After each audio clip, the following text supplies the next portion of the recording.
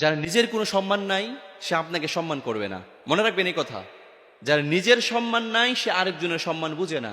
অতএব যে আপনাকে সম্মান করছে না, আপনি তার কথা চিন্তা করে পিছনের দিকে চলে যাবেন না, তার কথা চিন্তা করে ঘাবড়ে যাবেন না যে সে আমাকে কেন সম্মান করলো না। আরে মিয়া, আপনি চিন্তা করেন না কেন? তার নিজের তো সম্মান নাই, সম্মান জিনিসটাই তো সে বুঝে না।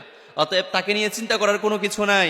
আপনার ব্যক্তিত্ব আছে, আপনার সম্মান আছে, আপনি আপনার সম্মান নিয়ে সামনের দিকে অগ্রসর হয়ে যান, ইনশাআল্লাহ কাবার মালিক আল্লাহ তাআলা আপনাকে কবুল করবে। তবে একটি কথা মনে রাখবেন, যে আপনাকে অসম্মান করছে তাকে কিন্তু আপনি অসম্মান করবেন না, তার সঙ্গে খারাপ আচরণ করবেন না। কুকুর যদি আপনার পায়ের মধ্যে এসে কামড়ে দেয়, আপনিও কি কুকুরের পায়ের মধ্যে কামড়ে দিবেন?